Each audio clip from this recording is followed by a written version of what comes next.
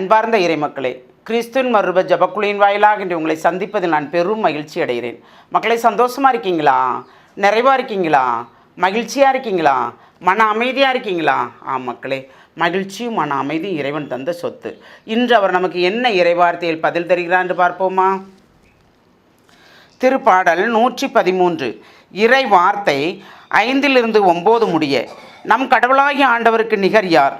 அவர் போல் வானளாவிய உயரத்தில் வீற்றிருப்பவர் யார்? அவர் வானத்தையும் வையகத்தையும் குனிந்து பார்க்கின்றார். ஏழைகளை தூசியிலிருந்து அவர் தூக்கி நிறுத்துகின்றார். வறியவரை குப்பமேற்றிருந்து கைதூக்கி விடுகின்றார். உயர்குடி மக்களிடையே, தம் மக்களுள் உயர்குடி மக்களிடையே அவர்களை அமரச் செய்கின்றார். மலடியை அவள் இல்லத்தில் வாழ வைக்கின்றார். தாய்மை பேறு பெற்று மகிழுமாறு அவளுக்கு அருள்கின்றார்.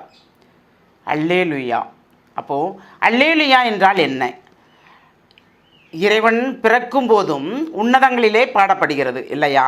அவர் மரித்து உயிர்க்கும் போதும் அல்லேலுயா பாடப்படுகிறது இல்லையா? அப்போது ஒரு புகழ்ச்சிக்குரிய வார்த்தை, ஒரு இறை வார்த்தை, அதாவது இறைவனை நாம் மகிமைப்படுத்துகின்ற வார்த்தை. அவர் என்ன செய்கிறாரு? அவரை போல் கடவுள் வேறே ஒன்றுமே இல்லை, அவர்தான் நமக்கு எல்லாமே என்று விளக்கி சொல்கிறார். ஏழைகளை தூசியில் இருந்து அவர் தூக்கி நிறுத்துகின்றார். அதாவது கீழே தாழ்நிலையில் இருக்கிற அவர்களை உயர்த்துகின்றார். உயர்ந்தவர்களை என்ன செய்கிறார்? தாழ்த்துகின்றார். உயர்ந்தவர்கள் ஏழைகளுக்கு உதவி செய்தால் அவர்கள் நிறைவாக ஆசீர் பெறுகிறார்கள். வைத்து கொண்டே இல்லை என்று சொன்னால் ஒன்றுமில்லாமல் ஆக்குகின்றார் அவர். அதான் அவர். அப்போ உயர்குடி மக்களிடையே, தம் உயர்குடி மக்களிடையே, அவர் உயர்குடி மக்களாக ஏற்படுத்திய மக்களிடையே இந்த ஏழைகளை வலம் வரச் செய்கிறார், அமரச் செய்கிறார். அப்போ இறைவனை போல் வேறு யாரும் உண்டா? அப்போ என்ன செய்கிறாரு? மலடியை அவள் இல்லத்தில் வாழ வைக்கின்றார். பிள்ளையே இல்லை ஆண்டவரே அப்படின்னு சொல்லும்போது அவளுக்கு என்ன செய்கிறார்? அவள் அழுகையின் கண்ணீரின் பொருட்டு தாய்மை பேர் கொடுக்கிறார். அப்போ அவருடைய இரக்கம் எப்பொழுது நமக்கு நிறைந்து இருக்கிறது. எப்படி இருக்கிறது?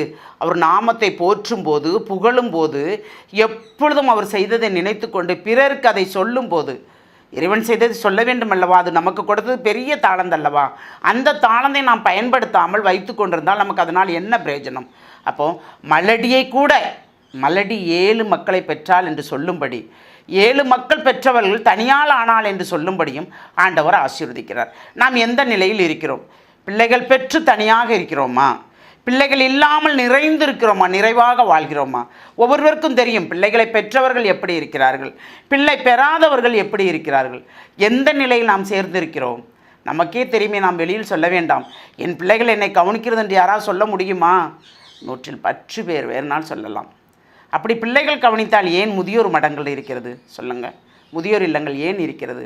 ஒன்றுமே இருக்காதே. பிள்ளைகள் பெற்றோர்களை பார்த்து கொள்வார்களே. நாமும் ஒரு நாள் பெற்றோர்கள் ஆவோம், வயது முதிர்ந்தவர்கள் ஆவோம் என்று ஒரு நொடி கூட அவர்கள் சிந்திக்கவில்லை. சிந்தித்திருந்தால் இந்த நிலை மாறும். அப்போது நாம் என்ன செய்ய வேண்டும்? என் நிலையிலும் இறைவனை சார்ந்தும் பெற்றோர்களை மதித்தும் வாழ வேண்டும் என்று அந்த வரத்தை கேட்போமா? எல்லாம் வல்ல இறைவா, ஆம் ஆண்டவரே, நீர் எங்களுக்கு அளித்த ஆசீர்வாதத்தை கொண்டு நாங்கள் நிறைவாக வாழும்படியும், நாங்கள் என்ன தவறுகள் குற்றங்கள் செய்திருந்தால் அதையெல்லாம் மன்னித்து எங்கள் பெற்றோர்களை, எங்கள் பிள்ளைகளை நாங்கள் நிறைவாக கவனிக்கும்படி எங்களை ஆசீர்வதிக்க வேண்டும். என் நிலையிலும் நாங்கள் பிறரிடம் எங்கள் பிள்ளைகளையும் எங்கள் பெற்றோர்களையும் விட்டு கொடுக்காதவாறு தேவரீர் எங்களை வழிநடத்த வேண்டும். ஆண்டவரே, நாங்கள் எப்பொழுதும் உம்மை சார்ந்தே இருக்கிறோம், உம்மோடு இருக்கிறோம் என்பதை பிறர் அறிந்து கொள்ளும்படி செய்கிற அந்த கிருபை எங்களுக்கு நீர் தர வேண்டும் என்று உம்மை இறைஞ்சி மன்றாடுகிறோம். ஜெபங்கேக்கும் நல்ல பிதாவே. ஆமேன், ஆமேன், ஆமேன்.